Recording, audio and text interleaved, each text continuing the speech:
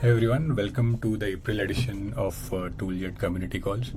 In this community call, we are going to build an AWS S3 file explorer. While we are using AWS S3 as the data source for this session, feel free to follow the same steps with a different object storage service like Google Cloud Storage to build similar applications. Before we begin, let me quickly give you a preview of what we are setting out to build. So our AWS File Explorer will have two tabs. One is the browser tab and one is the uploader tab.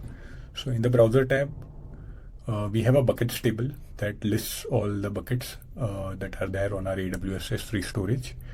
And when you click on one of the buckets, there is a table on the right that displays all the objects that are there inside that bucket.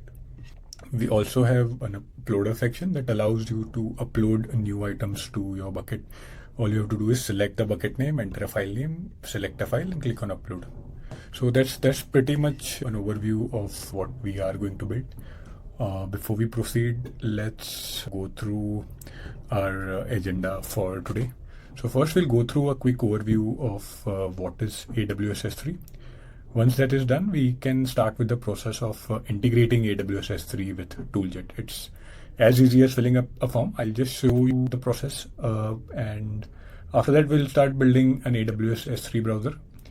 Once the browsing functionality is complete, we can start building the upload functionality, followed by some UI refinements and a quick Q&A session. So let's begin. So just a brief overview of AWS S3. You might have gone through the official documentation, but I'll just give a small intro of AWS S3. So AWS S3, as the name suggests, is simple storage service. It allows for fast and inexpensive object storage. What are objects? For the sake of this session, let's say objects are nothing but PDFs, logs, photos, videos, or any sort of file that you might want to upload to a data storage service. So let's go through some key features of AWS S3. So AWS S3 has unlimited storage capacity.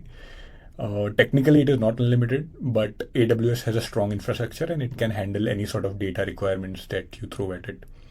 It can also automatically scale the storage capacity up or down based on the requirements of your application without needing any manual intervention. As said earlier, it is a fast and inexpensive service. Why that inexpensive? So AWS S3 ensures that you don't need to make any upfront investments in storage infrastructure. It operates on a pay-as-you-go pricing model. So you only have to pay for the amount of object storage that you are doing on your AWS S3 account. It has a global outreach. So AWS S3 is accessible from anywhere in the world. It also has multi-region access points. So multi-region access points can be very useful because it can help with data localization. Through data localization, you can reduce latency. For example, let's say you have 1 million users in UK. You can select the nearest AWS S3 servers for storing the data of users in UK so that when those users access your application or they access the data which is there on AWS S3, they can do it at a very fast pace. Organization of data is very easy with AWS S3. All you have to do is create different buckets based on the storage requirements. For example, let's say you are building an application which is similar to Instagram. You might create one bucket which stores all the profile pictures of the users. You might create one bucket that stores all the photos of the users. You can create one for the videos and so on. So that's pretty much it. That's the basic overview of AWS S3. We can now begin the process of building our AWS S3 application. Before that, we'll just go through a quick overview of how you can configure AWS S3 in ToolJet. So once you log into your ToolJet account, you have to click on the data source icon in the left sidebar, which will take you to all the available data sources in ToolJet. ToolJet supports almost all data sources. Let's just find S3. Yeah, once we find AWS S3, we just have to click on add. And we have to enter the credentials. These credentials can be found in your security credentials tab on your AWS S3 account. So once you have these credentials, all you have to do is select the region and enter the access key and secret key and click on save. Once you save this data source, it will be available in all the applications that you create in your workspace. So for the sake of this demo, I have already created a AWS S3 data source. So I'll just go ahead and delete this because I will be using the one that I had created earlier for this session. Yep, that's pretty much it. That's how you can configure a data source in ToolJet. Now let's just start with the app building process. Once you click on the apps icon on the left sidebar, you will be taken to the application section. Click on create an app to create a new application and enter the application name.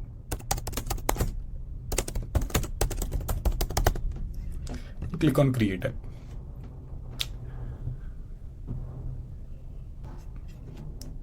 Once you create an application, you will see an empty canvas. On the right, you can see all the list of components that are available in ToolJet. You can use these components to quickly build your UI. And at the bottom, we have the query panel that allows you to create queries to connect to our AWS S3 data source. So let's begin by creating the header first. I will click and drag a text component. I will rename it to header. And under the data property, I will enter AWS S3 file explorer. In the text component, you can either use plain text, HTML, or Markdown. I'm using plain text for now. Change the font size to 24, font color to bold. We'll just center it a little bit. Yeah, I will also change the color to a shade of blue. Yep, this looks good. Yeah, as we saw in the preview, our application will have two tabs. One is for browsing and one is for uploading new files. So to replicate this, let's just use a tab component.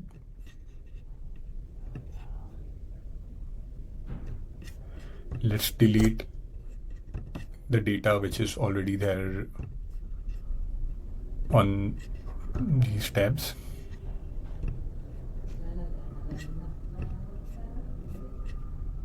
Also, let's change the titles of our tabs. Let's change it to browser and uploader. And we will remove the third title since we don't need it. Yep, here we go. Our tab component is now ready.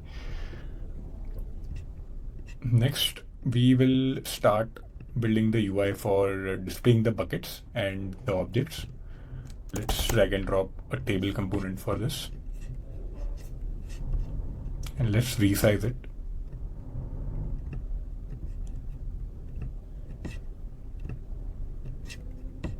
Let's see if it is close enough. Yep, pretty close. And let's remove the items under the data property of this table. And let's also go ahead and disable all the properties of the table component. So we don't need selection checkbox. We don't need search. We need sorting. We don't need filtering. We don't need pagination. We also don't need to see the show add new row button, download button. Yep, all we need is a simple and straightforward table component. Maybe we'll need a search functionality, so let's enable search. Right. Once done, let's create a header for this. Right, so earlier we used plain text. For this one, let's use something else. Let's use Markdown format. Let me write something in Markdown format. Buckets. Yeah, as you can see, we have created a bold header using the Markdown format. Let's copy paste this buckets header and use it for objects. Also, let's copy paste the table that we are using for buckets and use the same formatting for our objects. Yep, our tables are now ready. Let's rename our tables so that when our application grows, we can easily refer them wherever we want inside the app builder. So let's rename the buckets table to buckets table and objects table to objects table. I'm not renaming the headers because I'm not going to refer them anywhere in my application. Let's start building the functionality of our application. So we'll create a query that fetches all the buckets from our AWS S3 data source. So for that, just click on the query panel to expand the query panel. Click on the add button and let's find our data source. Yeah, here it is. Let's rename our query to get buckets. Let's select the operation as list buckets. As you can see, ToolJet's low-code query builder makes it very straightforward to interact with your data source. Let's also enable run this query on application load. What this will do is whenever our application starts, this query will automatically run and the related data will be added to our components. So in this case, we will be adding the data to the table component. So every time the app starts, the get buckets query will run and the table component will be populated with the related data. Yeah. Let's click on run and look at the preview of our data. Yeah, as you can see, we can see all the buckets under the buckets key. Let's pass it to the buckets table.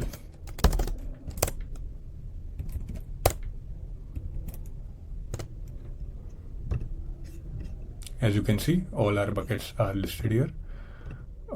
We don't need the creation date field, so let's just delete it. Okay, now on to our objects table. So every time we select a bucket here, we want it to be displayed in the objects table on the right. Whatever buckets are there inside a particular bucket, those need to be displayed in the objects table. So for that, let's create another query. Let's click on the add button, select our data source, and let's name this get objects. Operation will be list objects in a bucket, and for bucket we need to pass a bucket name here. Now every time we select a bucket in the buckets table, the table component will store this in a variable. Let's just expand the buckets table. Yeah, here you can see a selected row variable. Yep. So selected row is displaying us the name column and creation date column of the selected row. So we can use this data in our query and fetch the related objects based on this. So let's go back to our query, get objects. Let's pass components dot buckets table dot selected row dot name. Okay, so now that we have provided the bucket name, if we run this query, we will get all the objects inside this bucket. So let's just give it a shot. Let's click on the run button. As you can see, all the objects which are there inside the particular bucket are visible here in the preview. Okay, let's minimize the query panel. Now that we are able to fetch all the buckets, let's create the functionality of populating the objects table every time we select a bucket in the buckets table. So let's select the buckets table and add a new event to it. The event will be row clicked. That means every time a row is clicked, I want this action to be performed, which is run query. And let's select get objects as the query. So now every time you select a bucket in the buckets table, the selected bucket will be passed in the get objects query and the get objects query will run. Once the get object query runs, it will return a set of data. Let's pass this data to our objects table component.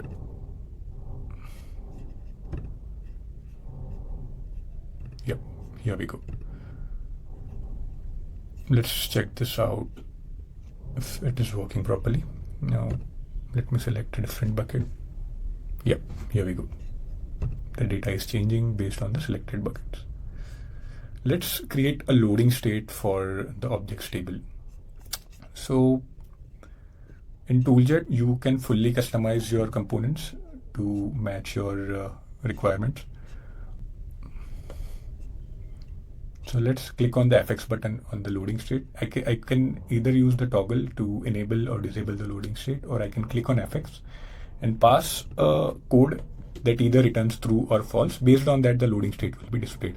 So we want the loading state to be displayed when the get object query is loading, right? So there's an isLoading property which holds the loading state of our query. So let's just pass it here and see what happens. As you can see, the loading state is getting displayed. Yeah, for buckets that don't have any data, we will get an error as we saw for the previous buckets, but for buckets which data is present, we can view them on the right table, and before that the loading state appears. Let's also configure the same thing for the buckets table. Let's go to the loading state property under additional actions. Let's click on FX and let's refer the isLoading condition of the get buckets query, so that every time the app starts and there are no buckets loaded on the table, the loading state will appear. Cool. So our AWS Explorer is now ready. Now we also need to add the upload functionality to it.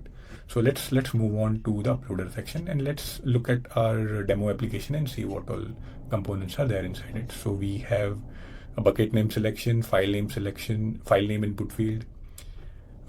We have a select file label. Under it, we have a file picker that allows you to select files and upload them. So let's start replicating this. Let's first start with the header. Let's rename it to upload file. Okay, now we need a drop-down component which allows you to select a bucket. So for that, let's use a drop-down component. The drop-down component comes with a built-in label, but ToolJet is extremely flexible and you can achieve the same result through multiple ways. I personally prefer to keep all my labels and input fields separate. So I will just remove the label and I will manually add a label for this. So let me add a text component here for the label and let me just rename it to select bucket. Okay.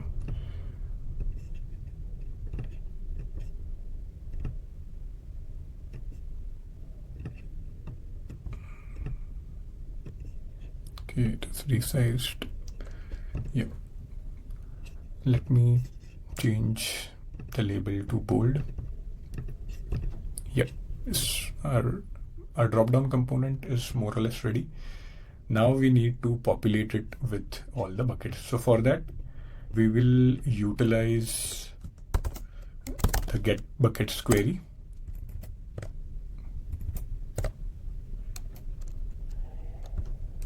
And use a map function to get all the item names inside this query.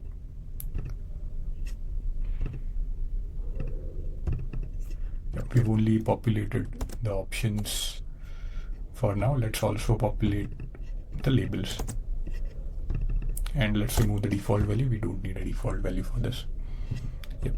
So as you can see, our drop-down component is now populated with all the available buckets on our AWS S3 storage. Let's rename it to bucket drop-down. Now let's copy paste the label and rename to file name.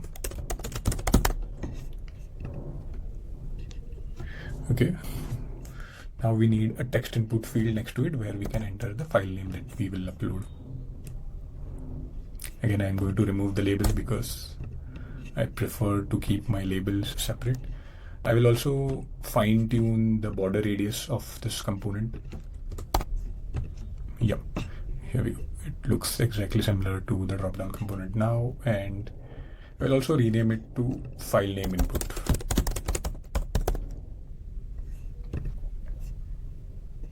Yep. Again, in this case, I'm not renaming the labels because these values are never going to be referred in the app builder.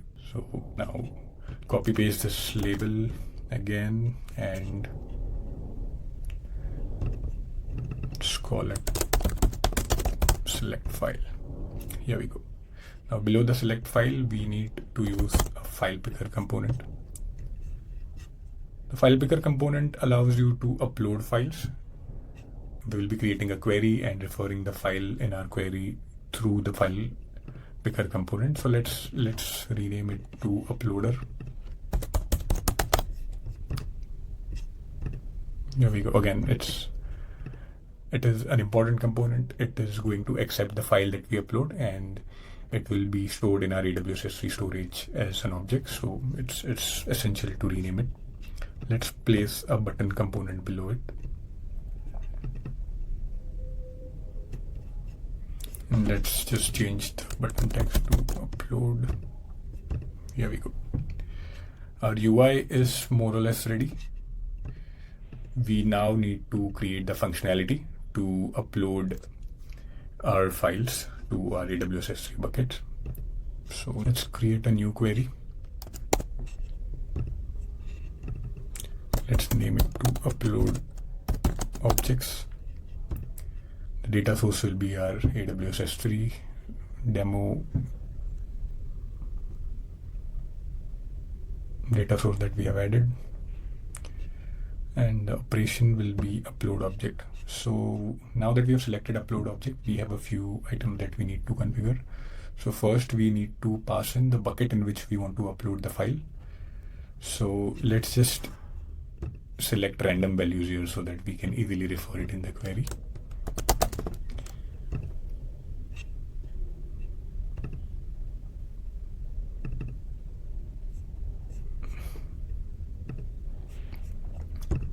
So the bucket name will be passed from our buckets dropdown. So let's refer that components dot buckets dropdown dot value. As you can see, the value that we have selected here is reflecting here. Let's pass in the key. Key will be nothing but the file name. Let's select a file name input component and let's pass the value inside it here. Done. Content type, let's select our uploader component, which is basically our file uploader component that we have renamed, and let's select the file type. Lastly, let's select what data we have to upload. So we need to upload the data URL from our uploader component so that it can be stored as an object in our AWS S3 storage. So yeah, let's select the data URL. Done. Now we need to bind this query to our button component. Let's also rename the button component to upload button. Yeah. And again, using events, we will configure the setting to run the upload objects query every time the button is clicked. Cool. Now when you click on the upload button, the file that you have selected will be uploading to your related AWS S3 bucket. So let's select a different bucket. Let's select ToolJet test.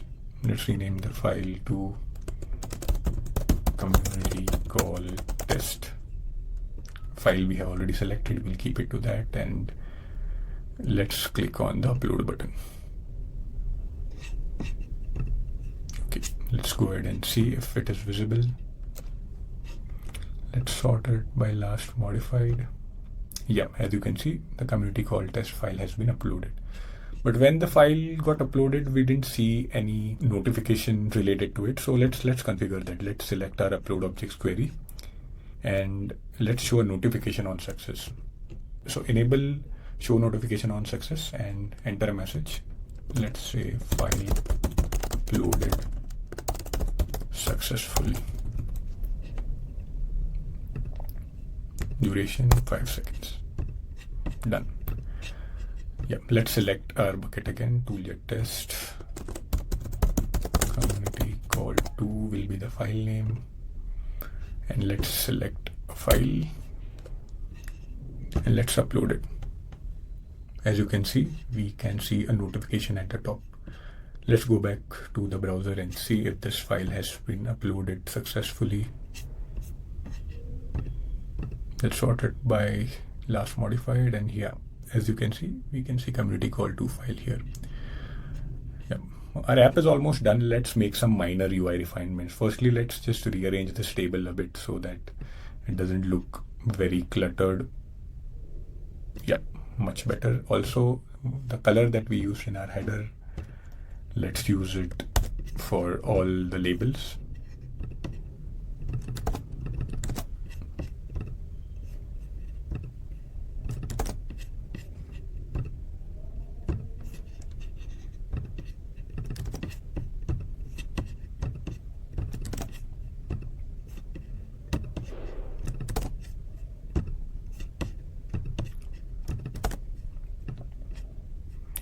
Let's also change the background color of our upload button. Yep. Now it looks much closer to the demo application that we have in another tab. Yep, so this is pretty much it. You can easily build similar applications using Google Cloud Storage and other object storage services. Just follow the same steps and select a different data source. If you have any questions related to this, please drop it in the chat box and I'll be happy to answer.